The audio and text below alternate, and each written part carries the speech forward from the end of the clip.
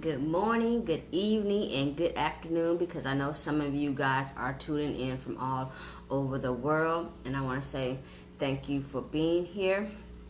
I know I haven't jumped on in a while because I was getting some things situated with my life. As many of you know, and some of you do not know, I currently have a few business projects that I'm working on, and they have been consuming a lot of my time. And the reason why they are consuming a lot of my time is because I want things to be great. I don't want to half step anything. I want to put my full energy and attention into everything that I do. So with that being said, I want to talk to you guys about living for yourself. See, a few weeks ago, I had went out to DC to visit a college friend of mine. She was getting promoted in the Air Force, so I came out to support her. But before I went out into DC, I made a vow to myself. And that vow was to start living for me. And what that essentially means is doing things for me. As far as making sure that my health is a number one priority of mine. Making sure, my spirituality, can't speak today, is a priority of mine. Making sure that my relationships is a priority of mine. And a lot of times, we get so caught up in certain things in our lives that we forget the most important things that we have. And the most important thing that we truly have is our health. Because without good health, what good are you to the next person? I don't think you're much good to an individual if you're laying up in a hospital bed, or you're constantly in and out of the hospital or the ER because you're taking on too much. And stress is one of the leading causes of death, because stress equals with heart attack, stroke, hypertension, blood pressure. Stress can cause many diseases within your body. And a lot of us don't know about these diseases or about what stress can do. And stress is very detrimental to your health.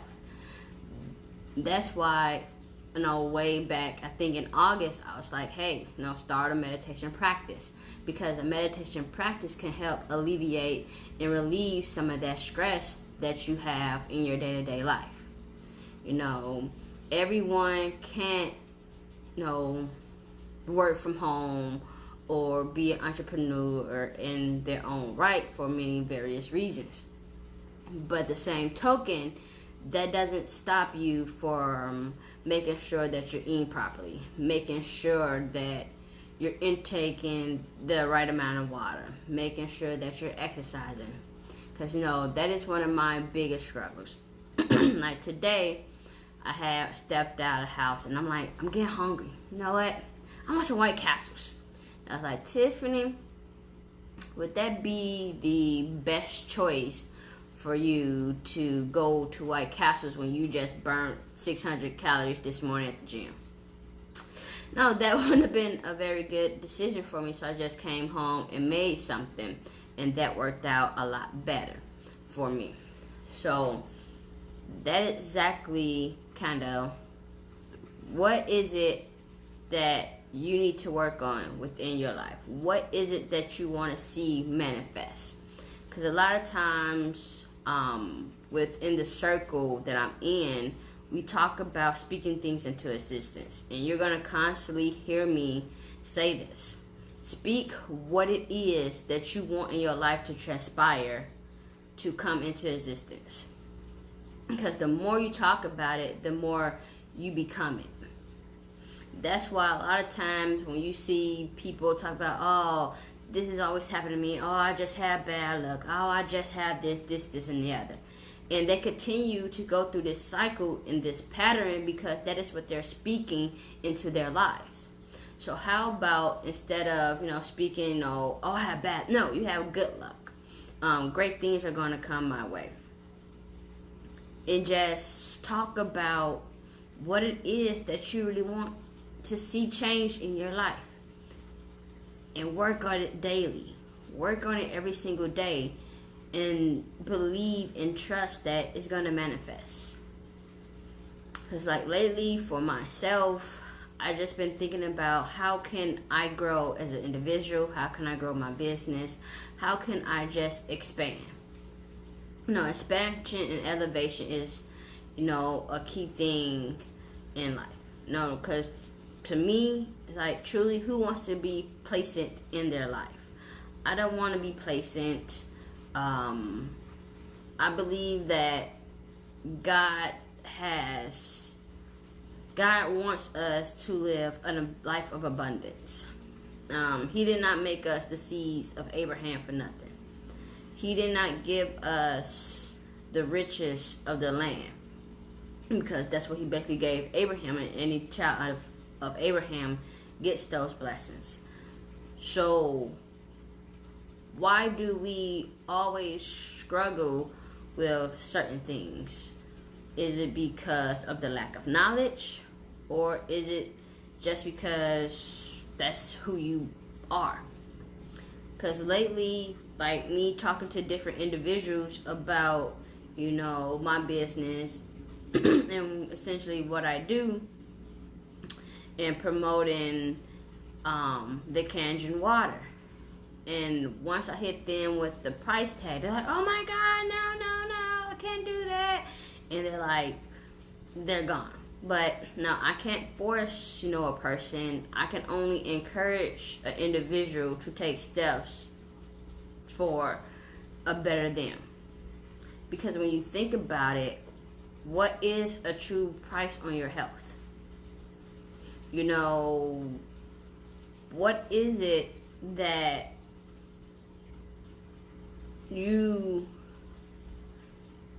what I'm exactly trying to say? Because a lot of times we put all of this pressure on ourselves, and it just makes ourselves sick.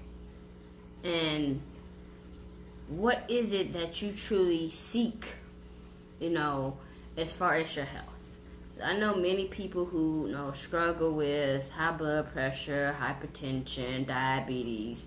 That's something that was quote unquote told that runs in my bloodline. But I'm here to try to make a difference. I don't believe that high blood pressure, diabetes and all that stuff runs in family line. I believe that it is genetic.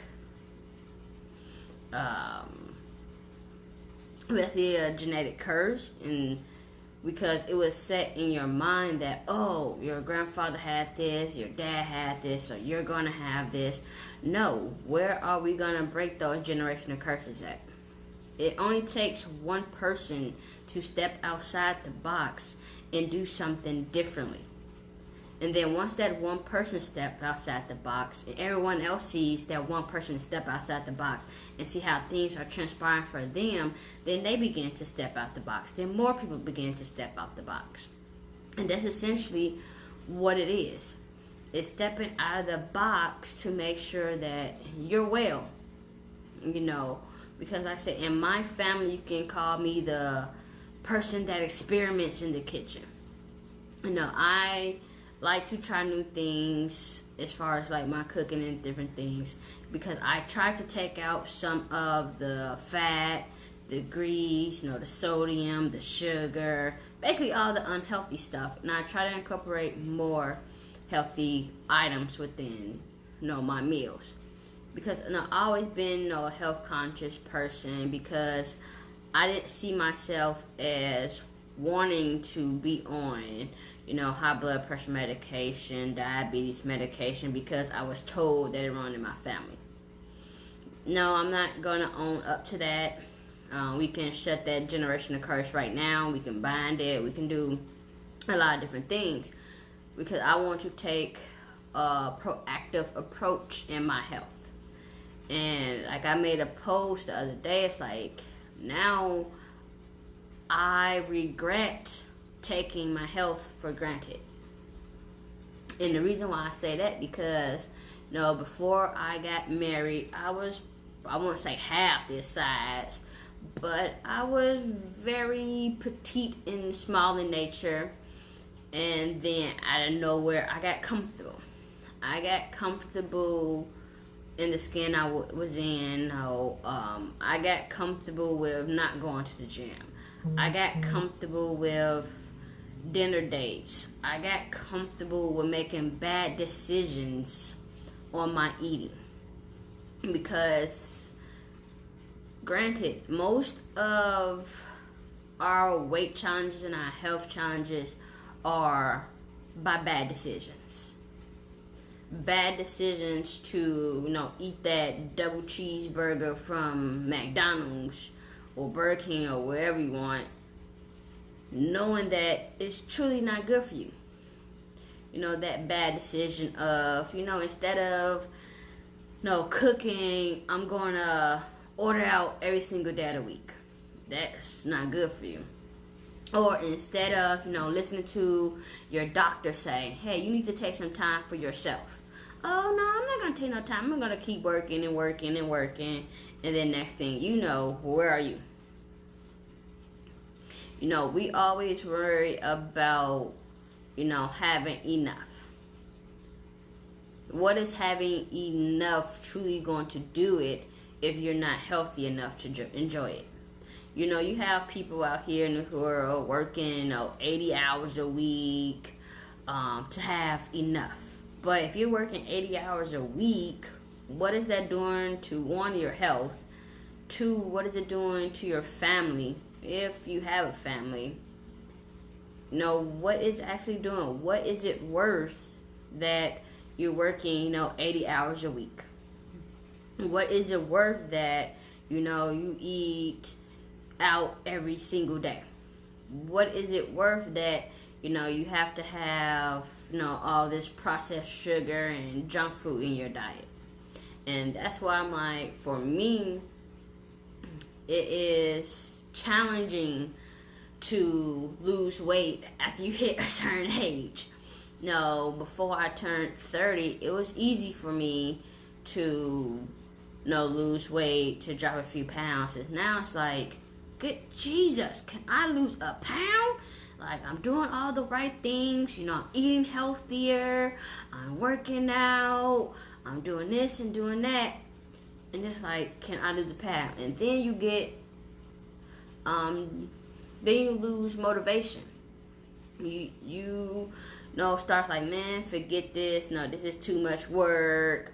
Why am I doing it? And that is essentially what I found my problem was. It was like, okay, it's taking forever, and then da-da-da-da. Because last time I went back to the gym was last year, right before I got pregnant. And I ended up losing about 10-15 pounds before I got pregnant. And then, of course, once you get pregnant, if you don't work out, you don't exercise, and you start craving things that you normally don't crave, you're gonna gain a significant amount of weight on top of the weight from just being pregnant.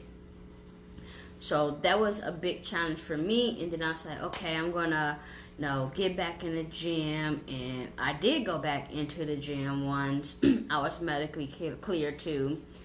But then I went back to work, and the stress of my job, I don't even want to talk about the stress from that situation.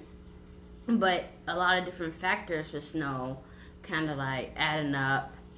And then I just lost my motivation. I lost my passion. But then I'm like, something has to give. What is it that I truly, truly want? And what I truly, truly want is to be healthy.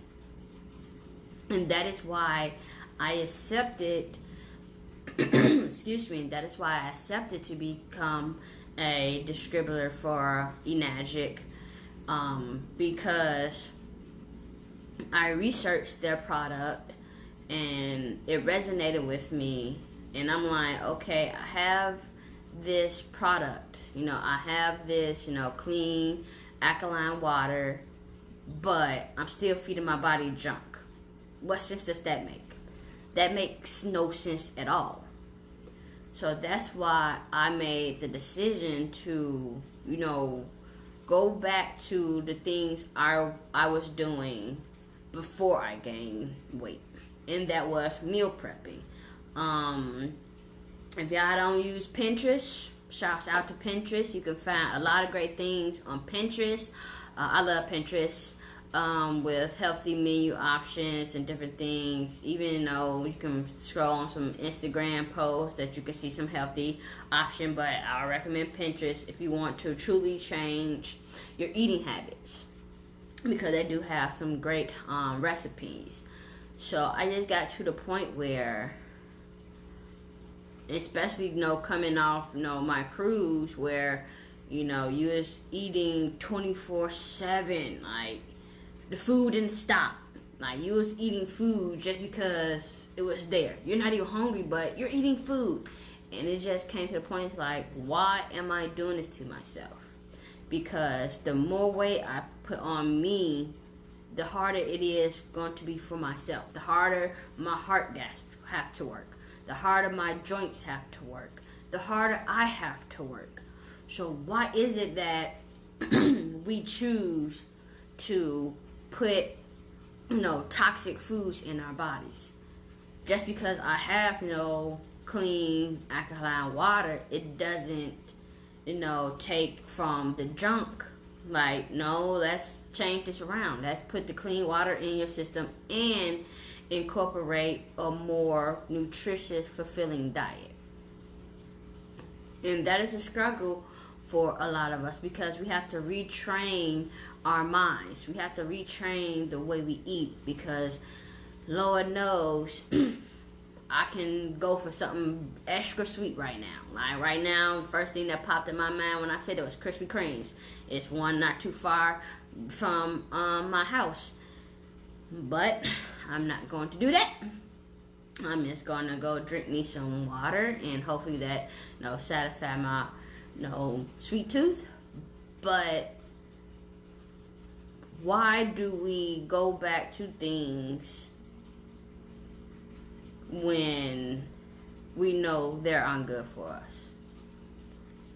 For instance, like I have a habit of doing things, and then when they're not working, I'm like, man, forget this. But it takes time for things to work. Change doesn't occur overnight. It takes time for things to transpire in your life. So that's why it is hard for myself and probably other individuals to make different changes. You have to have a strong will and determination to want to change. Now you can't say, oh, I want to change, I want to do that, but you keep doing the same thing. That makes you a procrastinator and a hypocrite. But at the same token, I do understand why we go back to those old habits, because they're coming to us, and they're comfortable to us. No one wants to get out their own ways, even if it means having a better situation come about. No one likes, put it this way, many people fear what they don't know. And it's okay, because you don't know it. But does that stop you in doing something more divine with your life? Because each and every one of us have a calling upon our lives. It's just whether or not we're going to hear that calling, we're going to seek that calling, and what are we going to do with that calling? And that's the main thing. You have to realize, what is it that I want to do? How is it that I want to live my life? Like I said, some people are very comfortable with, their lives and what they're going on. But for me, I'm uncomfortable right now. And I'm happy that I'm uncomfortable, because being in this uncomfortable state is what's going to propel me to be great. And that's the main thing. Because, like, for instance, my husband's like, oh, I love, a little meat on you, da da da. I don't like it. I don't like it, you know. So that is something that I have to, do for me to change. And a lot of times we just get back to what we know. So let's challenge each other to get back to doing things that make you happy.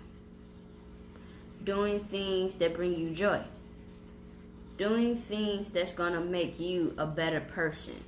Doing things that's going to change your life.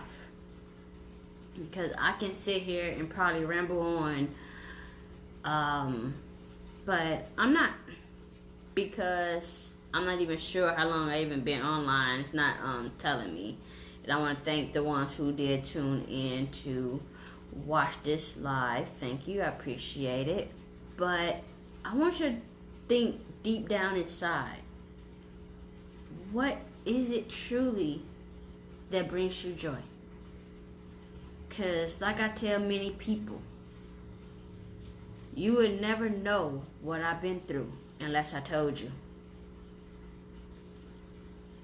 Because one, I always walk around with a smile on my face. I don't let the passing of my son dictates my future. And I have come across some, mothers who do let that dictate their lives. Like, they can't get out of that darkness. Because you will fall into that darkness. I'm not going to sit here and lie and say you're not. No, you will fall into the darkness. It's inevitable. That's with any passing of a loved one. But you also have to think to yourself is, would that loved one want you to be in a place of stress, in a place of unhappiness, in a place of unforgiveness, in a place of envy, in a place of jealousy? No. They want you to be out there to live your life, to live your best life, and do what it is that truly makes you happy. No, and that is essentially all that we can truly do in our lives, is do something that truly makes us happy. What is it that makes you happy? I can't answer that. Only you can answer that. So as always, this is Tiffany Echols-Allen tuning in from the greater Chicago area. It's kind of warm outside, but I want to say to you, whatever you're going through, someone probably has it worse off than you.